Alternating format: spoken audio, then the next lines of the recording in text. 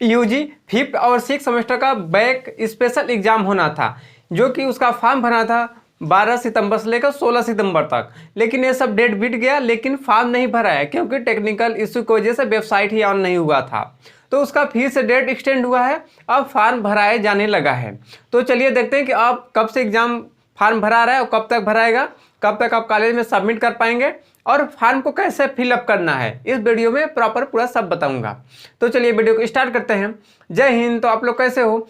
जो भी student MGKP का अफिलिएटेड कॉलेज या फिर MGKP मेन कैंपस या फिर MGKP के अफिलिएटेड कैंपस से फिफ्थ सेमेस्टर या फिर सिक्स सेमेस्टर का एग्जाम दिए थे, उसमें उनका एब्सेंट लग गया था या फिर किसी पेपर में वो फेल हो गए थे, तो उनके लिए स्पेशल बैक पेपर का इंतजाम किया गया है, जो इसका कि आपको एग्जामिनेशन फॉर्म भरना होगा। और जो एग्जामिनेशन फॉर्म भराएगा 16 सितंबर 2025 से लेकर 25 सितंबर 2025 तक भराएगा और इसको कॉलेज में आप सबमिट कर पाएंगे 26 सितंबर 2025 तक। इसमें 3 मेन पॉइंट अलग से दिया गया है, जो है कि यूजी फिफ्थ और सिक्स सेमेस्टर के स्टूडेंट के लिए ही पोर्टल ओपन किया गया है। और जो दूसरा इसमें बताया गया है, केवल 2 ही पेपर में आप आवेदन कर सकते हैं, मतलब 2 ही पेपर में आप बैक भर सकते हैं। तो एक पेपर का 1000 लगना है, तो 2 पेपर का 2000 रुपया लगना है। फिर उसके बाद थर्ड जो है उसमें फर्स्ट, सेकेंड, थर्ड और फोर्थ सेमेस्टर के स्टूडेंट के लिए अलग से उस पर विचार किया गया है, उसके लिए अलग से स्पेशल एग्जाम होगा, लेकिन उसका बाद में होगा, इससे उसका लेना देना कोई नहीं। तो आपको एग्जामिनेशन फॉर्म भर लेना है 16 सितंबर से लेकर 25 सितंबर के बीच में। फिर उसके बाद आप कॉलेज में सबमिट कर दीजिए 26 सितंबर तक। अब देखते हैं कि एग्जामिनेशन फॉर्म कैसे भरना है। तो आपको वीडियो डिस्क्रिप्शन बॉक्स में फॉर्म का लिंक मिल जाएगा, उसको आपको ओपन करना है। तो सर्च स्टूडेंट करके आएगा, वहाँ पे एग्जाम टाइप में सेलेक्ट करना है कि UG NEP semester special back event semester, मतलब कि सिक्स सेमेस्टर है या फिर फिफ्थ सेमेस्टर है, तो ऑड वाला ऑप्शन सेलेक्ट करेंगे। फिर उसके बाद कोर्स क्या है, BA BSc BCom जो होगा उसको सेलेक्ट करेंगे।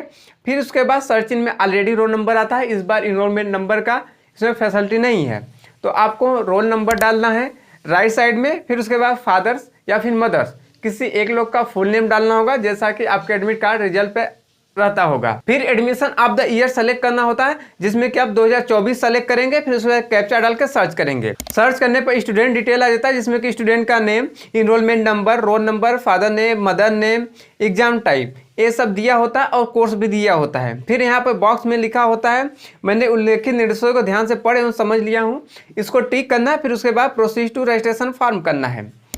तो यहाँ पर स्टूडेंट डिटेल आ जाता है, जो कि प्रॉपर एग्जामिनेशन फॉर्म जो होता है ओपन हो जाता है। तो यहाँ पे enrolment number, roll number, student name, father name, mother name, ये ऑलरेडी फिलअप रहता है। यहाँ पर बर्थ डेट, मतलब कि डेट ऑफ बर्थ जो उसको फिल करना होगा, उसको आप सेलेक्ट कर लीजिएगा। अदरवाइज जिस दिन आप फॉर्म भरेंगे उसी दिन का वो डेट ऑटोमेटिक ले लेता है।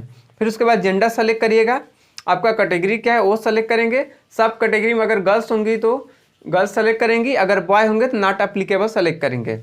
फिर उसके बाद डोमिसाइल स्टेट सेलेक्ट करना होता है। फिर उसके बाद रिलीजन, जो भी रिलीजन होगा वो सेलेक्ट कर लीजिएगा। फिर उसके बाद आता है करेंट एड्रेस, तो जो आपका एड्रेस होगा वो डालिएगा, house number, plot number, landmark में।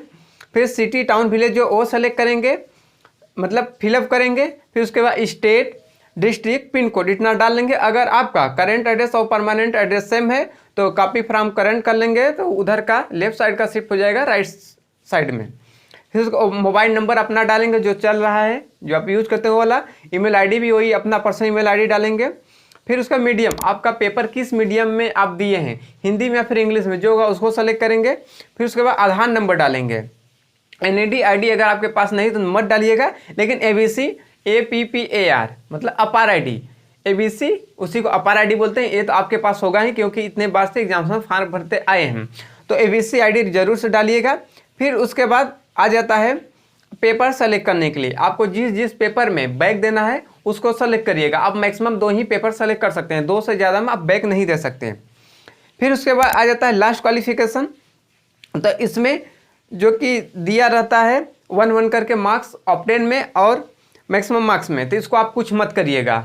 फिर उसके बाद फोटो और सिग्नेचर होता है। फिर उसके बाद कैप्चा डालना होता है, लेकिन कैप्चा डालने से पहले आप पूरा फॉर्म को ऊपर से नीचे तक एक बार अच्छे से मिला लीजिएगा, कुछ उसमें मिस्टेक नहीं हुआ है। अगर मिस्टेक होगा तो उसको करेक्शन मतलब कि एडिट कर लीजिएगा। फिर उसके बाद कैप्चा डाल के सेव फॉर्म करिएगा।